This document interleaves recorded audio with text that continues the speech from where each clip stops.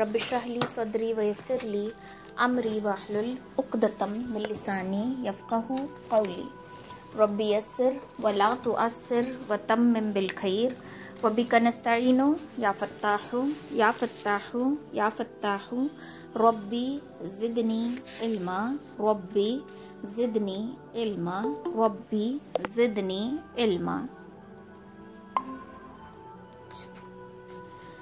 पिछली क्लास में हमने ये पढ़ा कि मक्का वालों में जो है बदर का इंतकाम लेने की आग लग चुकी थी। उनके अंदर अभी वो बदले की आग जो है वो ठंडी नहीं हुई थी। जैसे कि हम जानते हैं कि मक्का वालों के अंदर ज़िद और हट धर्मी बहुत ज़्यादा है। वो किसी चीज़ को दिल में पकड़ लेते थे या किसी चीज़ के बारे में उनके दिल में ग्रज आ जाता था, तो वो जब तक कि वो चीज़ ख़त्म नहीं होती तब तक वो शांत नहीं बैठते थे। तो इसी तरीके से बदर का बदला लेने की आग अब उनके सीनों में जल रही थी। उनके महफिलों में मातम चले हुए थे क्योंकि बहुत बड़े बड़े सरदार जो हैं बदर में मारे जा चुके थे। तो जब उनके मातम ऐसे होते थे कि अशार पढ़े जाते थे, औरतें मातम वाला नाच नाचती थी, जो गुलाम होते थे वो कोई करतब दिखाते थे। तो इस दौरान अबू सुफियान की बीवी हिंदा ये देखती है कि एक गुलाम जिसका नाम था वहशी, ठीक है, और ये हबशी था, ये देखती हैं कि ये जो है बर्छी चला रहा है और इसका बर्छी का जो निशाना है वो चुकता नहीं है, बराबर जाकर एग्जैक्टली जो निशाना है वहीं पर बैठ रहा है। तो ये देखकर ये वहशी को बुलाती है। वहशी को बुला करके, वहशी एक्चुअली जो है हिंदा के चचाजाद भाई का गुलाम था। तो इसको देखती हैं और बुलाती हैं और कहती हैं कि अगर तुमने हमजा का कत्ल कर दिया, हजरत हमजा रज़ियल्लाहु ताला अन्हु, उसका कत्ल कर दिया तो मैं तुम्हें आज़ाद कर दूंगी। तुम जो हो आज़ाद हो अगर तुमने हमजा का कत्ल कर दिया तो, और अगर उसका कत्ल करके मुझे उसकी लाश दिखाओगे तो मैं कसम खाती हूँ कि मैं उसका कलीजा जो है कच्चा चबा जाऊंगी। ठीक है, मैं उसका कलीजा कच्चा चबा जाऊंगी। ये उसने अहद कर लिया था और वहशी को कहा था कि तुम्हारा निशाना कोई चुकता नहीं है, तो तुम करेक्ट निशाना अगर लगाओगे और उसका काम तमाम कर दोगे, यानी हमजा रज़ियल्लाहु ताला अन्हु का काम तमाम कर दोगे तो तुम आज़ाद हो। तो अब वहशी को ना, ये एक ऐसा गुलाम था, हजरत बिलाल और वहशी ये सब वहीं थे पहले, इस्लाम लाने के पहले। तो ये एक ऐसा गुलाम था जिसको आज़ादी पसंद थी, जो किसी के अंदर गुलामी करना, किसी के अंडर नौकर बन के रहना इसको पसंद नहीं था।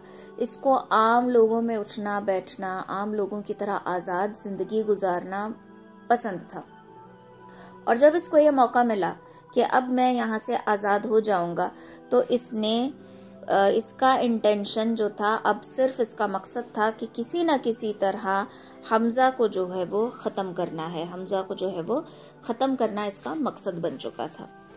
और वहाँ हज़रत फ़ातिमा रज़ियल्लाहु ताला अन्हा और हज़रत अली रज़ियल्लाहु ताला अन्हु का निकाह हो चुका था। अब वो अपनी ज़िंदगी गुजार रहे थे। निकाह किस तरीके से हुआ ये मैंने आपको बता दिया है। फिर रमज़ान आया, रोज़े फ़र्ज हो गए, 2 दिन ईद के मुकर्रर कर दिए गए, एक है ईद उल फित्र और एक है ईद उल ज़ुहा। सिर्फ 2 दिन जो हैं ईद के दिन हैं। अब इसके बाद वो वक्त आता है कि शव्वाल 3 हिजरी में उहद की जंग बर्पा हो जाती है। मक्का में जंग की तैयारी चल रही थी 1 साल से। ये लोग पूरा 1 साल से कोशिश कर रहे थे कि जंग की ऐसी खतरनाक तैयारी करेंगे कि मुसलमान धरे के धरे रह जाएंगे, मुसलमानों को इस बार हम शिकस्त देकर रहेंगे। तो मक्का वाले जो है अपना बहुत बड़ा लश्कर तैयार कर रहे थे। इस लश्कर को तैयार करने के लिए अब किसी एक के बस की बात तो नहीं थी, सबका इकट्ठा होना बहुत ज़्यादा ज़रूरी था। तो ये जो आपके यहाँ कैदी थे, जो जंग बदर में हाथ आए थे और जिनको आपने रहम खाकर रिहा कर दिया था, उनमें से एक शायर था। इस शायर को अबू सुफियान अपने साथ लेता है और हर घर में जाकर ये लोगों को जोश दिला रहे होते हैं। अब अरब का एक हथियार है शेर व शायरी। ये किसी को जोश दिलाना, गम हल्का करना, ये एक ही जरिए किया करते थे, वो है शेर करना, शेर और शायरी। ठीक है, इसीलिए जो शायरों की महफिलें होती है ना, उनमें बैठने से परहेज किया जाता है, क्योंकि ये जो महफिलें होती हैं यूजुअली, ये जो मक्का के मुशरिक और काफिर हैं, ये शायरियों में की महफिलों में बड़े बैठा करते थे। ठीक है, एक होती है वो महफिलें जहाँ सही चीज़ होती है, एक होती है वो महफिलें जहाँ पर इंसान गुमराह हो जाता है। तो ये ऐसी शायरी की महफिल थी जहाँ पे लोग गुमराह हुआ करते थे, और अरब में हर कोई शायरी पढ़ पढ़ के लोगों को जोश दिलाता था। तो अबू सुफियान अपने साथ उसी शायर को लेकर जाता है लोगों के अंदर जोश भड़काने के लिए। औरतें गीत गा गा कर हर एक को इकट्ठा कर रही होती है कि चलो हमें इंतकाम लेना है, हमें बदला लेना है, अपने हर एक मरने वाले का नाम ले लेकर अशार पढ़ रही होती है। तो यूं होकर मक्का में क्या है, जोश पैदा हो जाता है कि अब हमें बदर का बदला जो है वो लेना पड़ेगा किसी हाल में। तो ये साल पूरा होते होते कुरैश की तैयारी भी मुकम्मल हो गई थी, लोग भी इकट्ठा हो गए, सरमाया भी इकट्ठा हो गया। तो उनके अपने अफराद के अलावा उनके हलीफों और सारे जो लोग थे उसका मजमुआ टोटल 3000 था। ठीक है, 3000 की फौज तैयार हो गई थी, और इनके पास लश्कर में जो औरतें भी शामिल हुई थी उनकी तादाद 15 थी। ठीक है, 3000 ऊंट थे, 200 घोड़े थे। इन 200 घोड़ों को ताज़ा दम रखने के लिए, रास्ते भर उनको खिलाते पिलाते स्ट्रांग रखने के लिए उनका खाना पीना तैयार था। हिफाजती हथियारों में 700 ज़िरा, ठीक है, जो ज़िरा हजरत अली बेच कर लाए थे रकम, वैसी वाली ज़िरा इनके पास 700 थी। और मदीना वालों को इस जंग के बारे में कुछ खबर नहीं थी। हजरत अब्बास रदिल्लाहु ताला अन्हु जो मक्का में थे, उन्होंने जब ये पता चला उनको कि उहद की तैयारी हो रही है, तो फौरन उन्होंने पैगाम भेजा है। कहाँ पर? मदीना में इत्तला दे दी कि इस तरीके से मक्का वाले तुम्हारे खिलाफ जंग का लश्कर तैयार कर रहे हैं और उनकी तादाद इतनी ज्यादा है।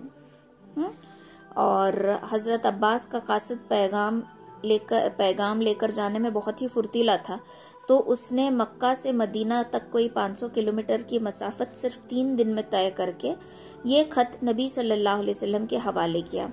उस वक्त आप मस्जिद कुबा में तशरीफ फरमा थे। यह खत हजरत उबय इब्ने काब रदियल्लाहु ताला अन्हु ने नबी करीम सल्लल्लाहु अलैहि वसल्लम को पढ़कर सुनाया।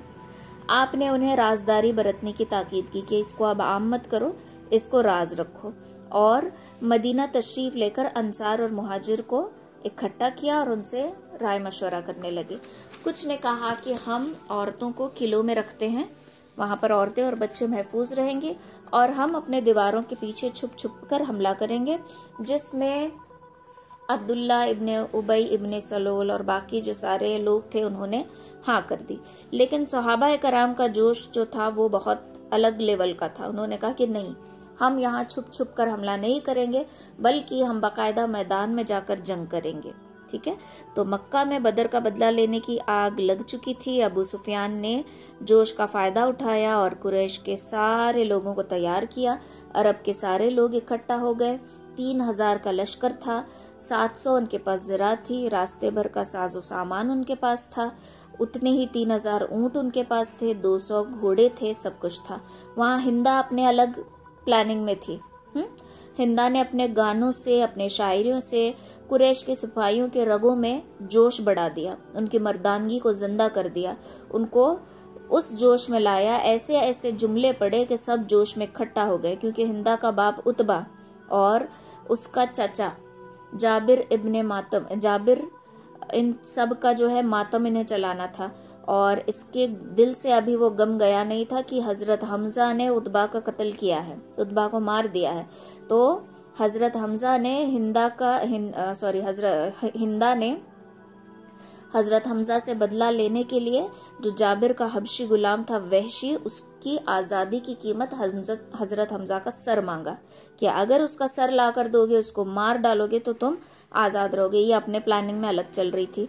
वहाँ मक्का में तैयारियां जोर शोर से चली हैं और यहाँ आप सल्लल्लाहु अलैहि वसल्लम सहाबा कराम से डिस्कशन कर रहे हैं कि किस तरीके से इस लश्कर का सामना किया जाए। ये तेज चलने वाला लश्कर है, तेजी से हमारी तरफ बढ़ रहा है और हम बिल्कुल तैयार नहीं हैं। हमारे पास ना सामान है, हमारे पास ना हथियार हैं, हमारे पास ना ज़रा है, तो किस तरीके से इनका मुकाबला करें। तो मोस्टली सबने कहा कि औरतों को बाहर के किले में भेज दिया जाए और मर्द आबादी में ठहर कर दीवारों के आड़ में रुककर दुश्मनों का सामना करें।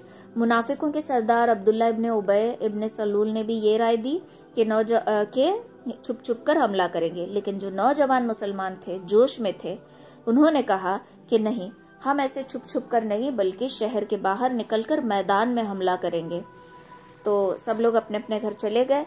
आप सल्लल्लाहु अलैहि वसल्लम कंप्लीट ज़रा पहनकर बाहर आए, तो इससे इशारा मिल गया कि अब हम मैदान में जाकर जंग करेंगे।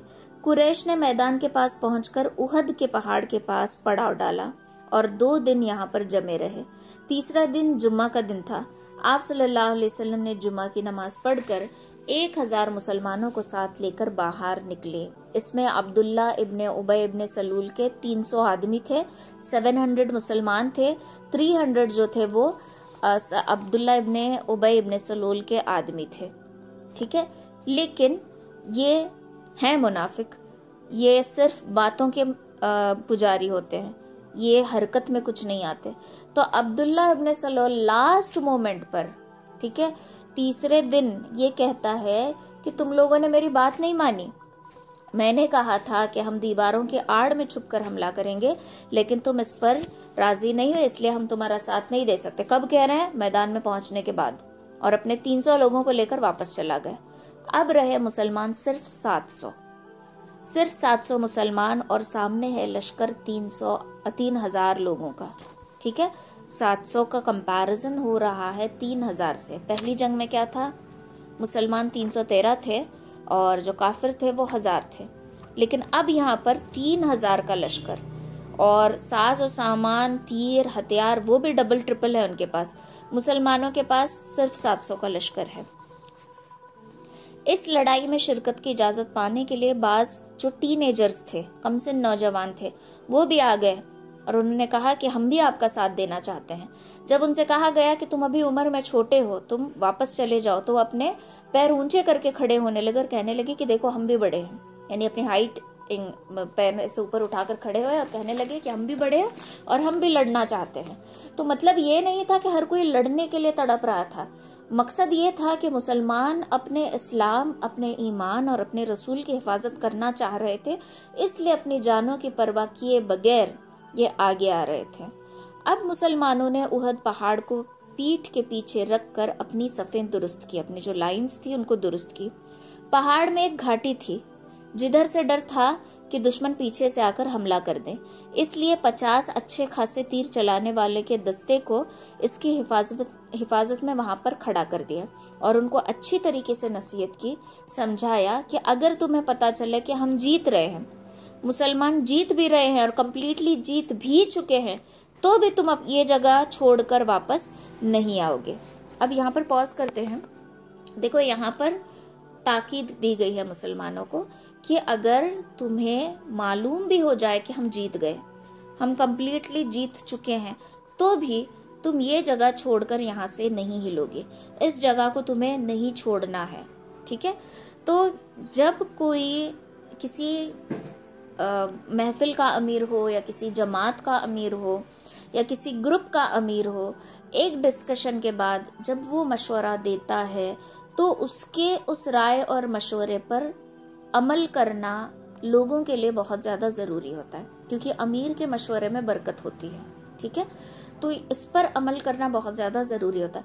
बहुत सारी जंगों में, बहुत सारे जगह जहां अमीर के मशवरे की पूरी पाबंदी से अमल नहीं किया जाता, वहां पर नुकसान उठाना पड़ता है। और यही गलती हो गई थी मुसलमानों से। इन्होंने यहाँ पर लास्ट लाइन का ध्यान नहीं रखा कि अगर हम जीत भी रहे हैं तो तुम अपनी जगह से नहीं हिलोगे, ये इनसे गलती हो गई। ठीक है, तो लड़ाई इस तरीके से शुरू हुई कि कुरैश की शरीफ बीवियां दफ पर बजा बजा कर फकर के शेर गा रही थी और बदर के मकतूलों का दर्द बयान कर रही थी। मरसियां पड़ती हुई आगे बढ़ी जा रही थी, जिससे कुरैश के लश्कर में जोश पैदा हो रहा था। कुरैश के लश्कर के अलमबरदार तलहा सबसे निकलकर उन्होंने आगे बढ़, जो अलमबरदार यानी कि झंडा पकड़ने वाला, ठीक है, अगर सफेद झंडा दिखाया जाए तो ये पीस के लिए है कि बातचीत करके सुलह हो जाए, लेकिन जंग का झंडा लहराते हुए आगे बढ़ा। और यहाँ पर हजरत अली रदियल्लाहु ताला अन्हु इसके जवाब में बढ़कर तलवार लेकर आए और इन्होंने तलवार ऐसी मारी कि तलहा की लाश जमीन पर गिर गई। इसके बाद इसके बेटे ने जुर्रत की और आखिरकार हजरत हमजा की तलवार ने उसे भी खत्म कर दिया। अब आम जंग शुरू हो गई थी। देखो पहले 1 by 1 का ये होता है, जैसे मैंने आपको लास्ट टाइम बताया था कि एक एक की पहले लड़ाई होती है, उसके बाद आम जंग जो है शुरू हो जाती है। तो 1 by 1 की जो लड़ाई हुई इसमें हजरत अली और हजरत हमजा थे और अपने सामने जो ऑपोजिट था उसको दोनों ने कत्ल कर दिया। अब आम जंग शुरू हो गई। हजरत हमजा, हजरत अली, अबू दजाना, ये जो अंसारी सहाबी थे, कुरैश की फौजों में घुस गए, एकदम बिजली की तरह दाखिल हो गए और दुश्मनों की सफ़े इन्होंने पलटा दी। सिर्फ 3 लोग दुश्मनों की सफ़े इन्होंने पलटा दी। हजरत हमजा दोनों हाथों में तलवार लेकर लाशों पे लाशें गिराते जा रहे थे।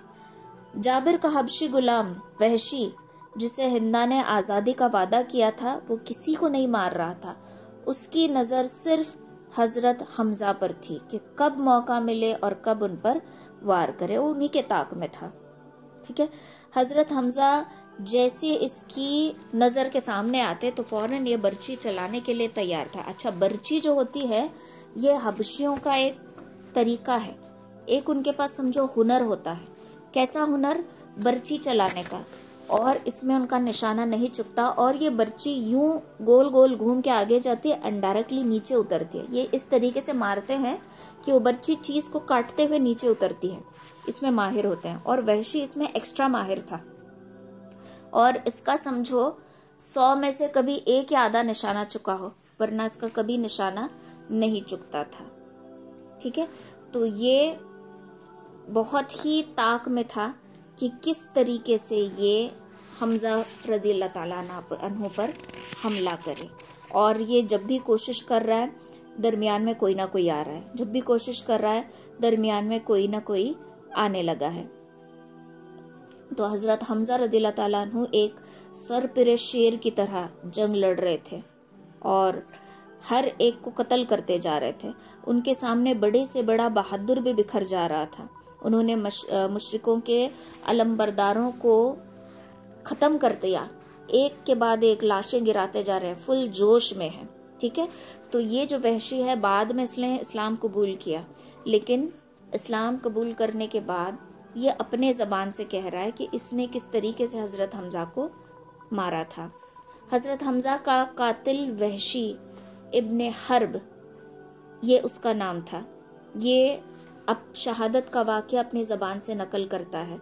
उसने बयान किया कि मैं जुबैर इब्ने मुतिम का गुलाम था और उनका चाचा तोयमा इब्ने अदी जंगे बदर में मारा गया था। जब कुरैश जंगे उहद पर रवाना होने लगे तो जुबैर इब्ने मुतिम ने मुझसे कहा कि अगर तुम मोहम्मद के चाचा हमजा को मारना चाहते हो तो मार सकते हो, ये मेरे चाचा के कत्ल का बदला होगा। और वहाँ पर हिंदा ने कहा था कि अगर तुमने हमजा को मार दिया तो तुम आज़ाद कर दिए जाओगे। वहशी का बयान है कि मैं भी लोगों के साथ साथ रवाना हुआ। मैं एक हबशी आदमी था, हबशियों की तरह नेज़ा फेंकने में माहिर था, बर्ची चलाने में माहिर था। निशाना मेरा कम ही चुकता था, ना के बराबर। जब लोगों में जंग छिड़ गई और मैं निकलकर हमजा की ताक में था और मैं देखने लगा कि हमजा कहीं मेरे निगाह से ना बचकर निकले, मेरी निगाह उनकी तलाश में थी। बिल आखिर मैंने उनको लोगों के हुजूम में देख लिया। वो खाक सारी से ऊंटों की धूल में चमक रहे थे। ठीक है, लोगों को दरहम बरहम मार रहे थे। मैं बर्ची लेकर सामने निकला। उन्होंने सामने उनके जो है साद इब्ने अब्दुल उज़्ज़ा था, जिसको हमजा ने ललकार कर कहा कि ए खतना करने वाली के बेटे, अगर हिम्मत है तो आ मेरा सामना कर, और उसको ख़त्म कर दिया।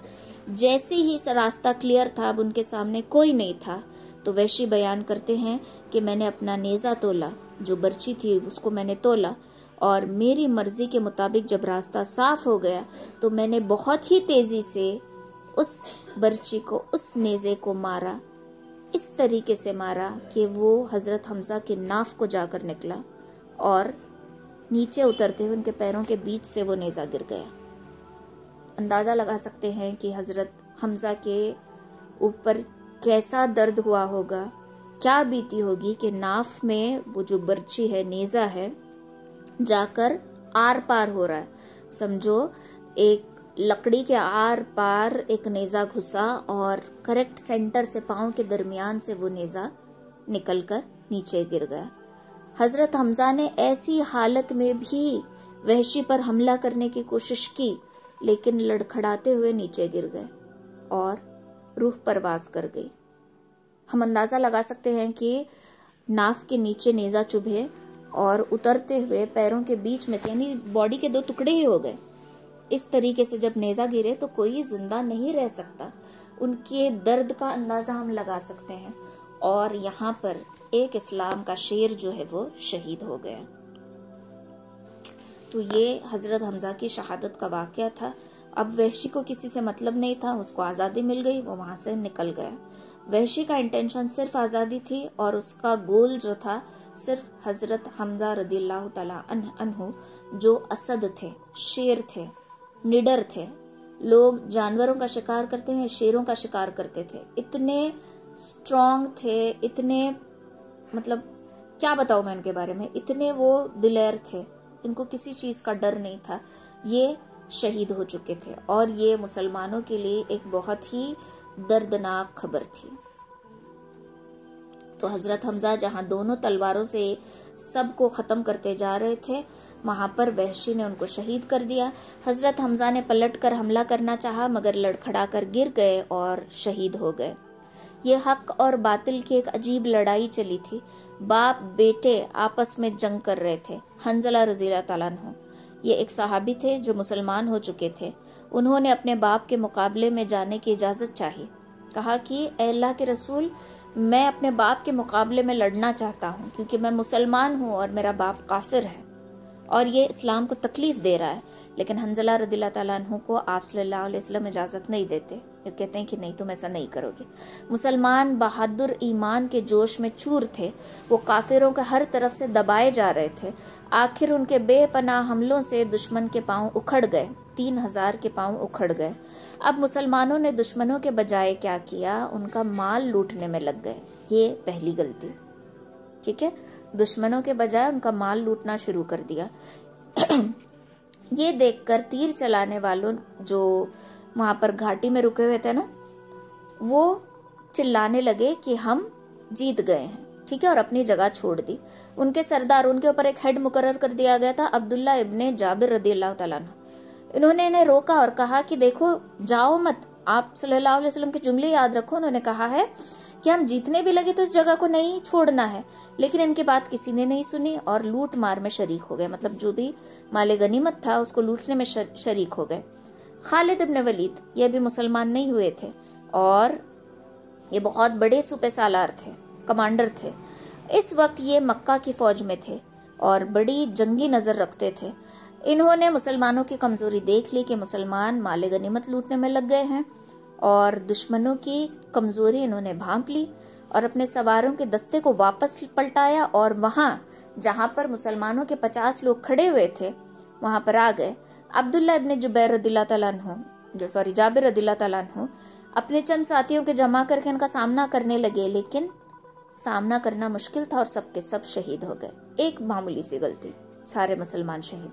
खालिद ने अब आगे बढ़कर मुसलमानों का पीछे से हमला करना शुरू कर दिया। मुसलमान लूट में मसरूफ थे। मुड़कर देखा तो तलवारें चल रही हैं। बदहवासी का यह आलम था कि मुसलमान आपस में एक दूसरे पर टूट पड़े, ठीक है। अब दिमाग काम नहीं कर रहा, आपस में एक दूसरे पर टूट पड़े। मुसअब इब्ने उमैर रदियल्लाहु ताला अन्हु, जो थोड़ा बहुत आप सल्लल्लाहु अलैहि वसल्लम की तरह दिखते थे, थोड़ी बहुत झलकियां वैसी थी, उन्होंने भी बहुत इससे जुर्रत के साथ, बहुत हौसले के साथ इनका सामना किया, लेकिन किसी सूरत वो बच ना सके और वो भी एक काफिर के हाथों शहीद हो गए। देखो, एक मामूली सी गलती, जो कमांड दिया गया है उसको ना मानने की गलती, इतना बड़ा नुकसान उठाना पड़ा।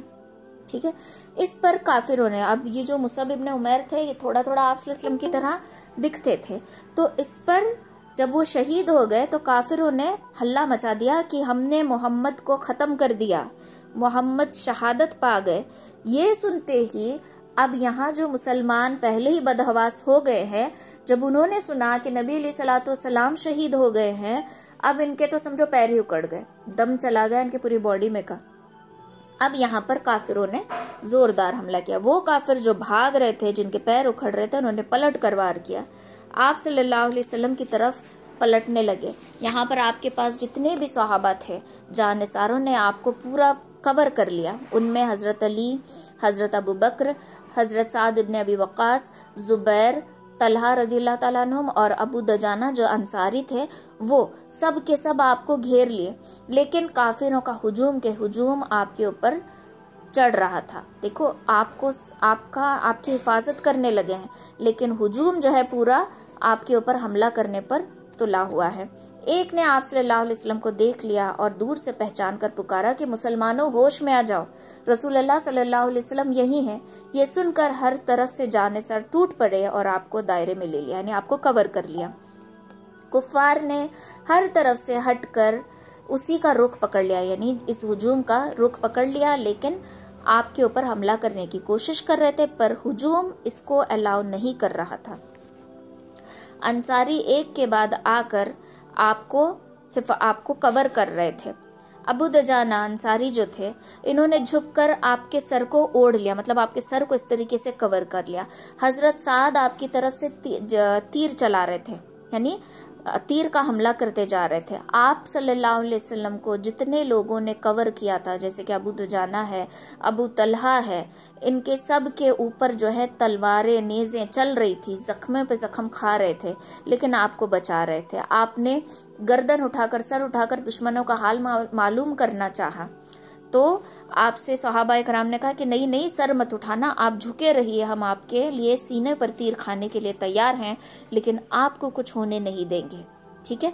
इस हाल में कुरैश के एक शेखी जो बड़ा बहादुर कहलाता था, उसने जानिसारों के इस डेरे को तोड़कर आगे बढ़ा और आपके चेहरे मुबारक पर तलवार मारी और उसकी कुछ छोटी सी कड़ियां जो है आपके चेहरे मुबारक में चुभ गई। ये देखकर उम्मे अम्मारा जो एक सहाबिया थी, उन्होंने तलवार मारी और इसके ज़रा को वो छटकर रह गई। ठीक है। किसी काफिर ने दूर से खड़े होकर एक पत्थर फेंका जो हुजूर सल्लल्लाहु अलैहि वसल्लम के चेहरे मुबारक पर आकर लगा और आगे के 2 दांत शहीद हो गए। इस हालत में आपकी ज़बान मुबारक से यही अल्फाज निकले कि ए खुदा, ए अल्लाह, मेरी कौम के कसूरों को माफ़ कर दे, वो नादान है। क्या कसूर था? कमांड को ना मानना, माले गनीमत लूटना, ये कसूर। अल्लाह मेरे कौम के कसूरों को जो माफ़ कर दे, ये अभी नादान है। ये इनके लिए हुआ। और बाज़ में आता है कि ये दुआ उन कौम वालों के लिए भी है जो अभी इस्लाम कबूल नहीं किए थे। क्या पता इनमें से कोई हिदायत पाले, क्या पता इनमें से कोई मुसलमान हो जाए। तो ये हालत हो गई। इसके बाद चंद साबित कदम सहाबियों के साथ आप सल्लल्लाहु अलैहि वसल्लम पहाड़ की चोटी पर चढ़ गए। अबू सुफियान ने जब ये देखा तो फौज की फौज लेकर वहां पर चढ़ गया। हजरत उमर ने चंद हमराइयों से लेकर पत्थर बरसाना शुरू कर दिए। इतने पत्थर बरसाए कि अबू सुफियान वहां से उतर गया और दूसरे पहाड़ पर चढ़कर उसने कहा कि हुबल के देवता की जय, पुकारा। इसने जैसे ये पुकारा तो हजरत उमर ने उसके मुकाबले में अल्लाहु अकबर का नारा लगाया। आप सल्लल्लाहु अलैहि वसल्लम की वफात की गलत खबर मदीना तक फैल गई। हजरत फातिमा रदियल्लाहु ताला अन्हा ये बेताब हो गई। ये वहीं थी, मतलब जहाँ जंग चल रही थी ना, ये वहीं थी। ये दौड़ कर पहुंची और आप सल्लल्लाहु अलैहि वसल्लम के चेहरे मुबारक से जो खून बह रहा था उसको पोंछती जा रही थी। पानी ला रहे हैं, पोंछ रहे हैं, लेकिन खून रुकने का नाम नहीं ले रहा था। आखिरकार चटाई का एक टुकड़ा जलाकर उसकी राख जख्मों पर लगाई, तब जाकर खून रुका। इस लड़ाई में 70 मुसलमान शहीद हो गए। शहीदों में सबसे बड़ी हस्ती हजरत हमजा की थी। हुजूर सल्लल्लाहु अलैहि वसल्लम पर इसका बड़ा असर था, मगर मजाल था कि सब्र का दामन छोड़ते। बस इतना फरमाया कि आह हमजा, तुम पर तो कोई रोने वाला भी नहीं है। अब हजरत हमजा थोड़े से उम्र में आपसे बड़े थे, आपके चचा थे लेकिन उम्र में थोड़ा सा बड़े थे। एक अंसारी ने यह सुना तो अपनी औरतों को हिदायत दी कि जाओ पहले हमजा का मातम करो। हजरत सल्लल्लाहु अलैहि वसल्लम ने फरमाया, तुम्हारी इस हमदर्दी का शुक्रिया, लेकिन मुर्दों पर रोना जायज़ नहीं है। ठीक है, जब किसी की मैयत होती है तो रोना जायज़ नहीं है। रोना मतलब मातम मनाना, ये जो पुकार पुकार के रोते हैं। अब हमारे यहाँ भी अक्सर जब मैयत हो जाती है तो उनके बातों को, उनके कामों को दोहरा दोहरा कर रिपीट करके रोते हैं कि ये तो ऐसी थी, इन्होंने ये किया था, कल ही ये खाया था, अभी तो ये बात कर रही थी, हर एक चीज़। या फिर तुम छोड़ कर चले गए, ये बोल बोल कर रोना, इसको कहते हैं मातम मनाना। ये जायज़ नहीं है, इसको कहते हैं नोहा करना, जो शिया लोग करते हैं। ठीक है, तो इसके बिल्कुल भी इजाज़त नहीं है। हाँ, ऐसा नहीं है कि मर गया तो कोई फ़र्क ना पड़े, गम है, आंसू अल्लाह की नियामत है, आंसुओं का निकलना नियामत है, रोना, सब्र करना, ये सारी चीज़ें हैं। देखो, सब्र की एक घड़ी होती है, जब मौत होती है ना, घरों में भी एक वक्त होता है, और एक वक्त तक जब हम सब्र कर लेते हैं ना तो अल्लाह ताला इसको बहुत पसंद फरमाते हैं। ये बोल बोल कर रोना, जुमले कसना, शेर शायरी करना, और एकदम खास करके औरतें एकदम जोर आवाज में गला खींच कर रोना, और ये गुमान करना कि अगर नहीं रोई तो लोग क्या कहेंगे, ये बहुत गलत बात है। एक वक्त होता है, ये हर एक के ऊपर गुजरता है, तो उस वक्त में सब्र करना सीखना चाहिए। आंसुओं का आना अलग चीज है, रोना अलग चीज है, लेकिन खुद को पीटना, मातम मनाना, बोल बोल कर रोना, ये जिहालत की निशानी है, और ये शिया लोग करते हैं। ठीक है, तो मुर्दों पर रोना जायज नहीं है। कुरैश की औरतों ने, खास करके अबू सुफियान की बीवी हिंदा ने, अब इसने हजरत हमजा की लाश मांगी थी, सर मांगा था, तो ये गई और लाशों के साथ बहुत बेअदबी की। इसने अपना खंजर निकाला, जितने भी मुसलमान शहीद थे उनके कानों को, उनके नाक को, उंगलियों को, सारी चीज़ें, छोटे छोटे बॉडी पार्ट्स को काटा, और जैसे फूल का हार माला बनाकर गले में डालते हैं ना, वैसे मुसलमानों के आज़ा का हार बनाकर गले में पहन लिया। हिंदा ने हमजा का पेट चाक कर दिया, कलेजा बाहर निकाला, कच्चा चबाया, निगल नहीं सकी तो वापस उलट दिया, उल्टी हो गई उसको, निगल नहीं सकी। फिर एक बुलंदी पर चढ़कर कुछ अशार पढ़े और जोर से कहा कि आज बदर का इंतकाम मुकम्मिल हो गया। हजरत हमजा के खून से अपने चेहरे को आलूदा कर लिया और चिल्लाया कि बदर का इंतकाम कंप्लीट हो गया। इस लड़ाई में यहूदियों के डर से मुसलमानों ने अपनी बीवी और बच्चों को, कमज़ोरों को किलों में रख दिया था, मगर जो बीवियां बहादुर थी मैदान में मौजूद थी। हम पढ़ चुके हैं कि हज़रत फ़ातिमा वहाँ पर मौजूद थी, जो अपने बाप की मरहम पट्टी कर रही थी। दूसरी बीवियाँ हज़रत आयशा, हज़रत उम्मे सलीद, हज़रत उम्मे सलीम अपने कांधों पर मश्क में पानी भर भर कर ला रही थी और ज़ख्मियों को पानी दे रही थी, मरहम पट्टी कर रही थी। हज़रत सल्लल्लाहु अलैहि वसल्लम की फूफी और हज़रत हमजा रज़ियल्लाहु तआला अन्हु की बहन हज़रत सफ़िया रज़ियल्लाहु तआला अन्हा शिकस्त की खबर सुनकर मदीना से निकली। आप सल्लल्लाहु अलैहि वसल्लम से इनके साहबजादे ज़ुबैर से इनको बुलाकर कहा कि जाओ, हमजा की लाश कहाँ है। हमजा की लाश टुकड़े टुकड़े होकर पड़ी थी, आप देख नहीं सकेंगी। हज़रत ज़ुबैर ने कहा कि आप देख नहीं सकेंगी, लेकिन फिर भी इसरार करती हैं और जाती हैं, देखती हैं कि आप टुकड़े टुकड़े हो चुके हैं। ठीक है, आपकी पूरी मुकम्मल लाश भी नहीं है। हज़रत सल्लल्लाहु अलैहि वसल्लम ने इजाज़त दी थी लाश पर जाने की, देखा कि अपना अजीज़ भाई टुकड़े टुकड़े होकर बिखर कर पड़ा हुआ है, कुछ भी नहीं कहा, सिर्फ कहा इन्ना लिल्लाहि व इन्ना इलैहि राजिऊन। इसके अलावा कोई भी जुमला ज़बान पर नहीं था।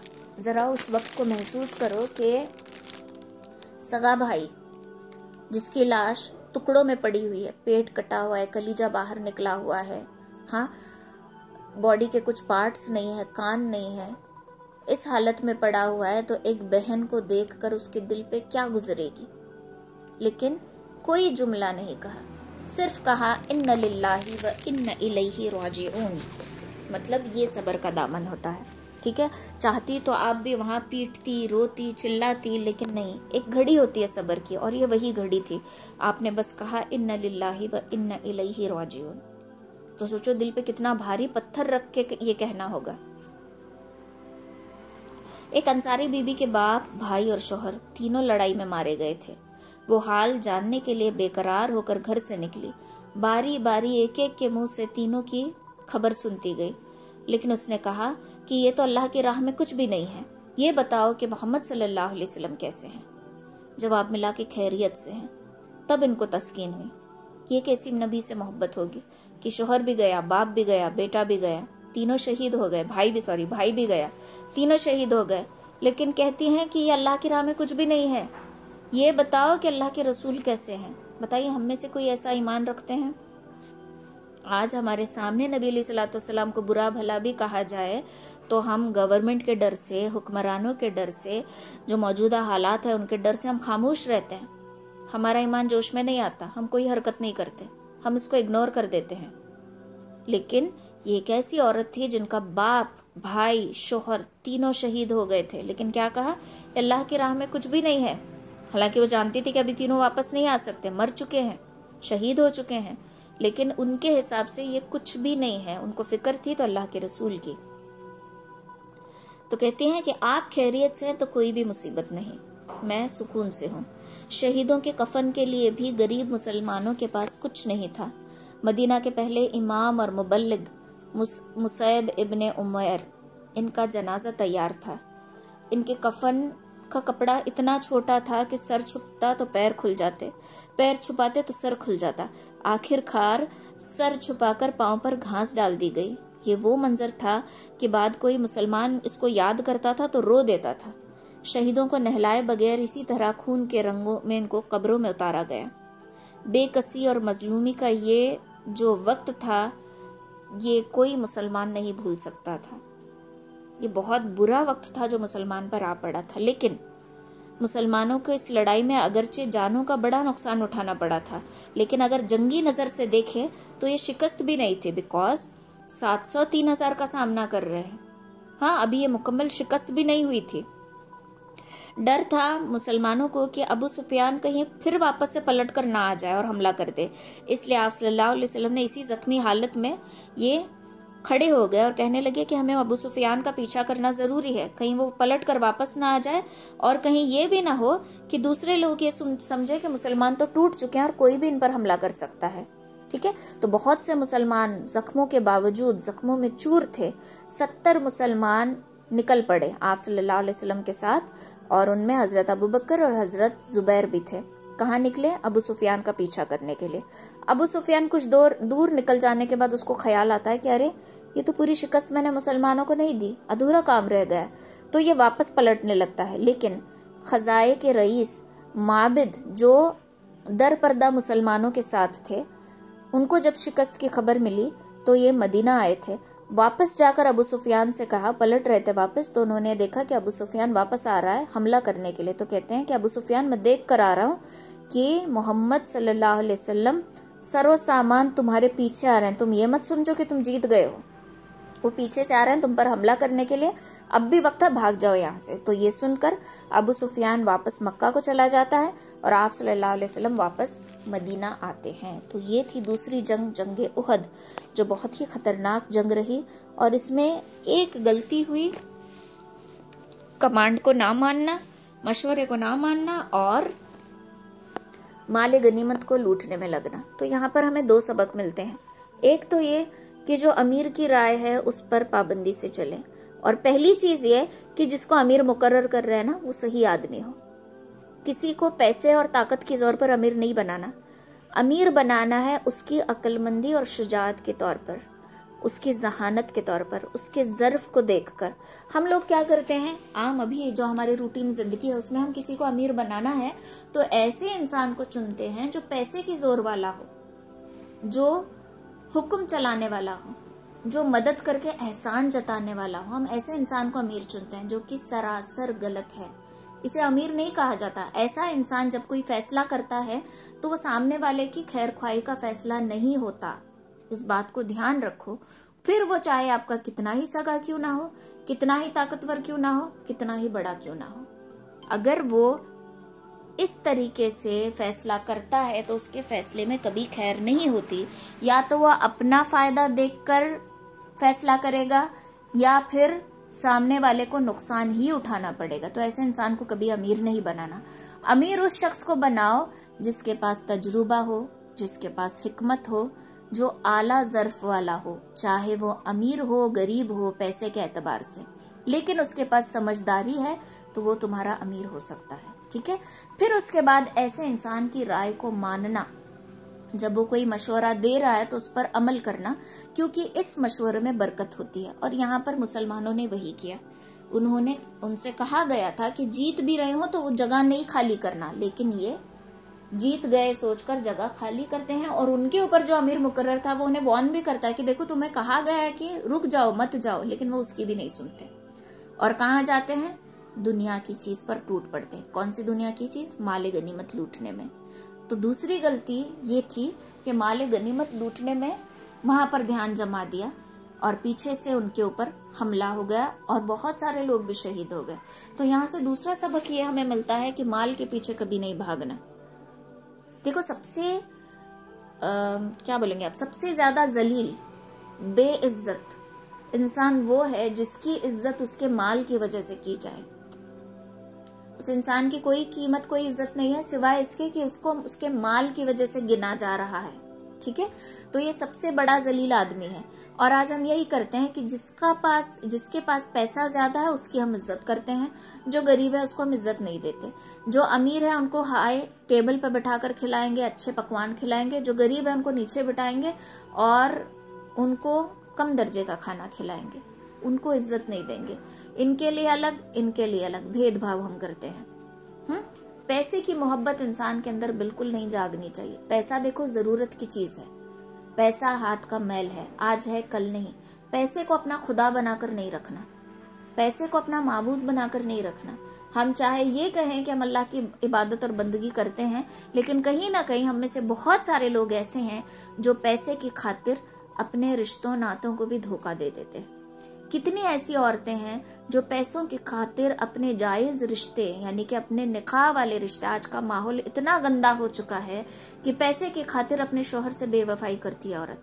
जहां उसे दूसरा मर्द पैसा दिखा रहा है वो हलाल रिश्ते को लात मार के हराम में चली जाती है। पैसे की मोहब्बत, पैसे के बेसिस पर आज बहुत सारे नाजायज ताल्लुकात कायम हो रहे हैं। पैसे के बेसिस पर बहुत सारे अच्छे खासे रिश्ते, खून के रिश्ते, भाई बहन के रिश्ते, यहाँ पर गद्दारी हो रही है। वसीयत में बराबर तकसीम नहीं होती, मीरास तकसीम नहीं थी, पैसे का शौक, पैसे की भूख। बहुत सारों का हक मारा जाता है, पैसे की भूख। ये जब मुसलमान गलती कर रहे हैं तो बताओ हमें शिकस्त कैसे नहीं मिलेगी। ये चीजों में हम माहिर हो चुके हैं। हर चीज में गद्दारी, कमाने में गद्दारी, तिजारत में गद्दारी, सूद लेने में हम आगे। इन चीजों की जब हम पूरी तरीके से पाबंदी करेंगे तो हमारे ऊपर मुसीबतें कैसे नहीं टूटेंगी। ये जो मुसीबतें हम पर टूटती हैं एक तरह की शिकस्त ही है। ये उहद की जंग से हमें सबक लेना है कि कोई भी चीज हो, देखो बहुत सारी चीजें समझो, अब कुछ मुसलमान जो है पैसे इकट्ठा करते हैं मस्जिद की तामीर के लिए, ओके, रिसिड दे रहे हैं, मस्जिद बना रहे हैं, मस्जिद बांध रहे हैं। हम मस्जिदें बांधने में हमारा फोकस होता है कि कितनी अच्छी मस्जिद डेकोरेट की जाए, मस्जिदें आबाद करने में किसका फोकस नहीं है। और जब हम मस्जिदों को वीरान रखेंगे तो गैर आकर उस पर कब्जा करेंगे और तोड़ने फोड़ने लगेंगे। फिर हम कहते हैं कि गैर हमारी मस्जिद तोड़ रहे हैं। आपने उनको मौका क्यों दिया? आपने अगर मस्जिद को आबाद रखा होता, किसी की जरूरत नहीं होती उसमें कदम रखने की। आपने मस्जिदों को वीरान छोड़ा है। दूसरों पर उंगली उठाने से पहले 3 उंगलियां अपनी तरफ इशारा करें। अपनी गलती देखो, खुद को सुधारो। जब हम खुद की इस्लाह करने में लगेंगे ना तो दूसरे कुछ भी हमारा नुकसान नहीं कर सकते। फिर रमजान जब आता है, ज़कात की अमाउंट सबसे हम इकट्ठा करते हैं, जमा करते हैं, और जो उनके हकदार है उनको देने के बजाय हम अपनी जेबें गर्म कर रहे हैं। बताओ ये जायज है? लेकिन बहुत सारे लोग ऐसा करते हैं। तो बताओ कैसे मुसलमान शिकस्त नहीं खाएगा? आप सल्लल्लाहु अलैहि वसल्लम ने कहा कि बुरे माल को अच्छे से तब्दील करके ना बेचो। हर मुसलमान ये करता है। मैं खुद अपना तजुर्बा बताती हूँ। मैंने जितने लोगों से डील की है, अक्सर बहुत सारे, बोलने में भी शर्म आती है, मुसलमानों से ही मुझे धोखा मिला है। बुरी चीज को अच्छा बताना। अब जब हम कोई चीज ऑनलाइन, अब मैं जाकर परचेज नहीं करती, मैं फोटो या वीडियो पर ही सिलेक्ट करती हूँ, तो उसमें उतना समझ में नहीं आता मैं खुद से फोटोज निकाल, एक्चुअली उसकी जरूरत नहीं है। आप लोग यकीन नहीं करोगे, वो फोटोज निकाल कर पोस्ट करना है, रात में मेरे पैर इतने दर्द होते हैं जिसकी हद नहीं। लेकिन मैं ये क्यों करती हूँ? क्योंकि ऑनलाइन जब बंदा सिलेक्ट कर रहा है तो उसको वो चीज ही दिखाई दे जो मैं दिखा रही हूँ, क्योंकि मैं फंसी रहती हूँ। बहुत सारे मुसलमान ये करते हैं, फिर वो चीज वापस भी नहीं लेते, उसका इनकार भी करते हैं। बताओ, ऐसी गद्दारी करेंगे तो क्यों नहीं मुसलमानों को शिकस्त होगी? तो इन बारीक बारीक बातों को सीखना, ये हमें जंगे उहद से सबक मिलता है कि माल के पीछे, पैसे के पीछे भागेंगे नहीं। अगर भागे तो गद्दारी हमारे अंदर आएगी जरूर, बेईमानी हमारे अंदर आएगी जरूर, गलत रास्ते पे हम चलेंगे जरूर। और जब इन 3 रास्तों को हम इख्तियार कर लेंगे तो शिकस्त हम पाएंगे जरूर। तो इसके लिए हर एक जंग से, हर एक पहले वालों की गलती से एक सबक हासिल करना कि ये गलतियां हमें रिपीट नहीं करनी है। तो अमीर के मशवरे को सुनना, अमीर पहले सही इंसान को चुनना, उनके मशवरों पर अमल करना, और उसके साथ साथ माल के पीछे नहीं भागना। ये आज का निचोड़ था आज की क्लास का। ठीक है, अगली क्लास इंशाल्लाह नेक्स्ट सैटरडे रहेगी। वेडनेसडे क्लास नहीं रहेगी अब, क्योंकि मेरी दूसरी क्लास स्टार्ट हो गई है, तो मैं वेडनेसडे आप लोगों की क्लास नहीं ले सकूंगी। तो इंशाल्लाह सैटरडे, एवरी सैटरडे क्लास रहेगी। ठीक है, सुबहानल्लाहि व बिहम्दिही, सुबहानकल्लाहुम्मा व बिहम्दिका, नशहदु अल्ला इलाहा इल्ला अंता, नस्तगफिरुका व नतूबु इलैक। सुबहान रब्बिका रब्बिल इज्जति अम्मा यसिफून व सलामुन अलल मुरसलीन वल्हम्दुलिल्लाहि रब्बिल आलमीन बिरहमतिका या अरहमर राहिमीन।